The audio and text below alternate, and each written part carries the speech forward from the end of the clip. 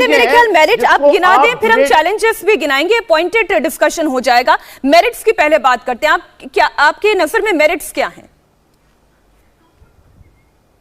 देखिए, जो बात हो रही है मेरिट को यदि आप इस तरह से समझिए कि एक बहुत बड़ा ऑर्गेनाइजेशन है जो कि एब्सोल्युटली एक दिशा में जाकर के जिसका रेजिमेंटेशन एक नया चीज है और पूरे विश्व के लिए अब अजूबा चीज है, जिससे कि हम लड़ाइयां लड़ते हैं।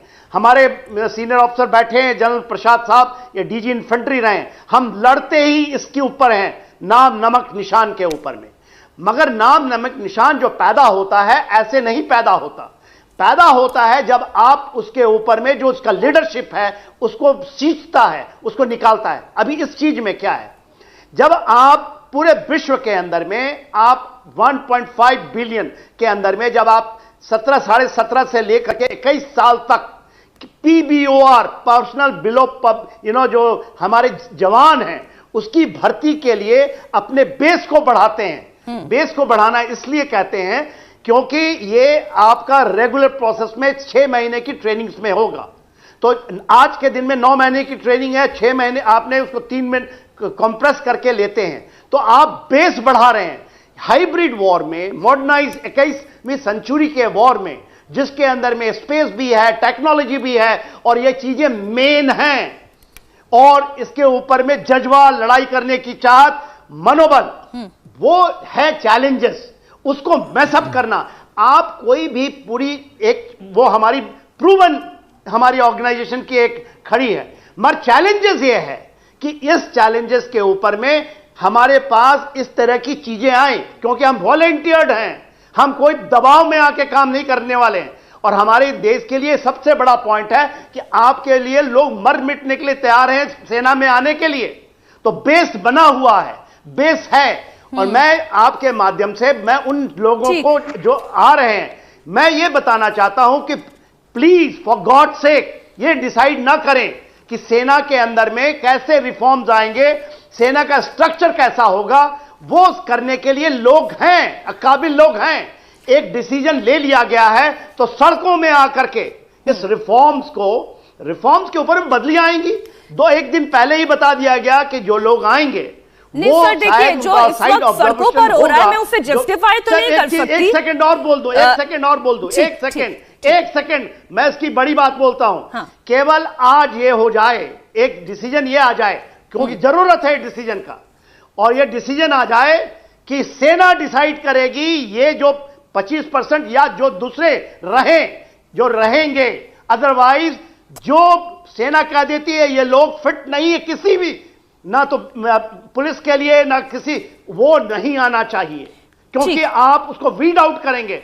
ऐसे डेड आउट ये सर मोरल डाउन करने वाली बात है, और इसलिए मैंने कहा कि मैं आज जो ये आगजनी हो रही है मैं इसे जस्टिफाई तो कतई नहीं कर सकती, लेकिन ये जो लोग सड़कों पर निकले हैं, जो युवा हैं, आप उनकी पीड़ा और उनका दर्द भी समझने की आवश्यकता है। ये वो तमाम युवा हैं जो नौकरी के इंतजार में बैठे हुए थे, उनके सामने एक संशय खड़ा हो गया, ये संशय दूर करने की आवश्यकता है। आपने कहा आपके सीनियर हैं जनरल शंकर प्रसाद, मैं उन्हीं से अब इस पर राय लेती हूँ। सर आप इसके चैलेंजेस बताएं, क्योंकि जो मैं अलग अलग लोगों से सुन रही हूं कि आप जो है अपना बेस तो बढ़ा रहे हैं, हाइब्रिड वॉर के लिए आप अपने लोगों को तैयार तो कर रहे हैं, लेकिन परफॉर्मेंस ड्रिवन प्राइवेट ऑर्गेनाइजेशंस में ये बात अच्छी लगती है, सेना में इस तरीके के अभ्यर्थियों का पहुंचना जो इस संशय में हमेशा रहेंगे कि 4 साल के बाद उनका भविष्य क्या होगा, क्या ये उचित है? क्या ये सेना का ऑल टुगेदर मोरल डाउन नहीं करेगा?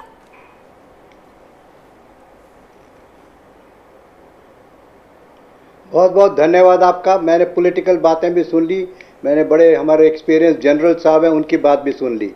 देखिए, आपके सवालों का पॉइंटेड जवाब देना ज़रूरी है, बनिस्बत इसके कि लंबी चौड़ी इसके बारे में घुमा फिरा के बात की जाए। सीधी सीधी बात यह है कि यस, ये सही है कि अनएम्प्लॉयमेंट है, एम्प्लॉयमेंट बढ़ेगी, कोई शक नहीं है इसमें। ये भी ज़रूरी है कि देश की जो इकॉनमी है उसको अच्छा करने के लिए, पैसा बचाने के लिए ये एक स्कीम अच्छी है, अवश्य अच्छी है, इसका कोई विरोध नहीं कर सकता। लेकिन सोचने की बात यह है कि 17 साल से लेके 21 साल की उम्र के बीच में जो लड़के बच्चे आएंगे वो कितने साल एक जगह रहेंगे, क्या काम करेंगे। देखिए इसको ज़रा 2 मिनट ध्यान से सुनिए।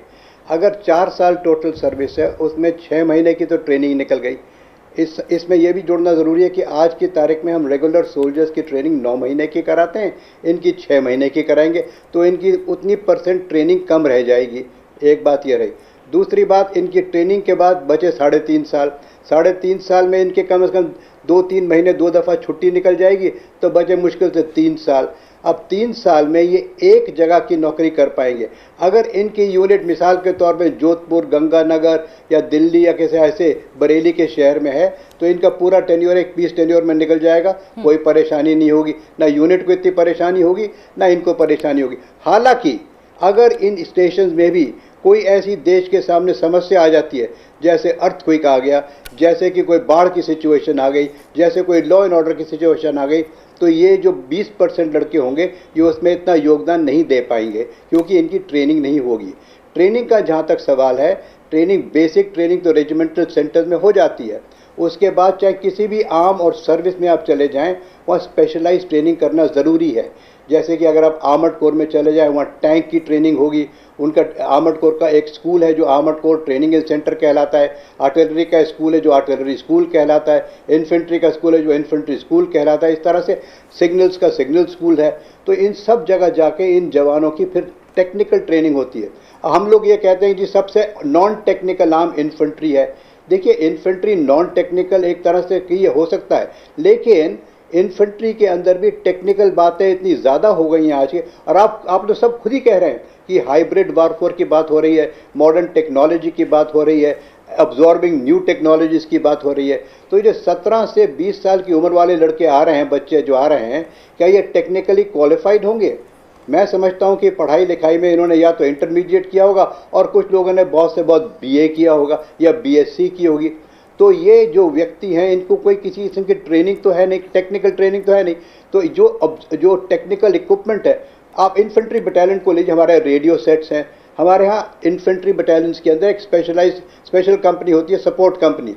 उसमें मोटर प्लेटून होता है, उसमें MMG प्लेटून होता है, उसमें सिग्नल प्लेटून होता है। किस्म किस्म के हथियार होते हैं, केवल राइफल नहीं होती। हमें ड्रोन्स चलाना आना चाहिए, हमें रेडियो सेट चलाना चाहिए, हमें नाइट विजन इक्विपमेंट को चलाना आना चाहिए। मैं एक छोटा सा इसमें कंफ्यूजन और दूर करना चाहती हूँ कि आपने कहा कि ये 21 साल तक के जो युवा आएंगे वो ज्यादातर ग्रेजुएट होंगे, कॉलेजेस से पास आउट जस्ट हुए ही होंगे।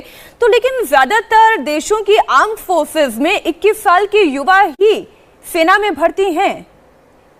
इससे अगर हम कंपैरिजन करें तो आप नहीं, आप बात का बिल्कुल गलत माने निकाल रही हैं मैडम।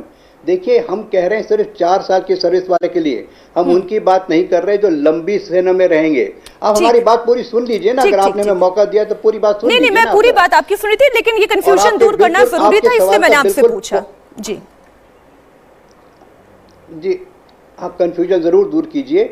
देखिए मैं सिर्फ पॉइंटेड जवाब दे रहा हूं, मैं इसका कोई पॉलिटिकल कोई और घुमा फिरा के जवाब नहीं दे रहा हूं, तो ध्यान से सुन लीजिए।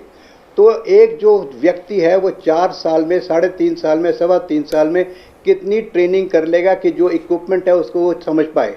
आप ग्रेजुएट की बात करें, पोस्ट ग्रेजुएट भी हो सकते हैं इसमें, कोई लोग उसमें कोई बात नहीं कर रहा, लेकिन क्या वो टेक्निकल सीख कर आ रहे हैं? क्या वो हाइब्रिड वॉर में हिस्सा ले सकेंगे? जो नया इक्विपमेंट आ रहा है, चाहे इन्फेंट्री बटालियन में हो, उसको एक तो ऑब्जॉर्व करना, एक उसको मेंटेन करना, एक उसको ऑप्टिमली इस्तेमाल करना, उसके लिए ट्रेनिंग होती है, उसके लिए हमारे यहाँ कार्डर्स चलते हैं। सबसे मूल बात इसमें यह है कि एक यूनिट के अंदर अगर 100% जवान हैं तो उसमें से 80% जवान तो रेगुलर होंगे और 20% जवान वो होंगे जो कि इस नई स्कीम में आएंगे, अग्निपथ में आएंगे। अब वो आएंगे 3-4 साल के लिए। 4 साल तो कहाँ रहे, उनके तो 2.5-3 साल ही रहे, मुश्किल से 3.5 साल रहे।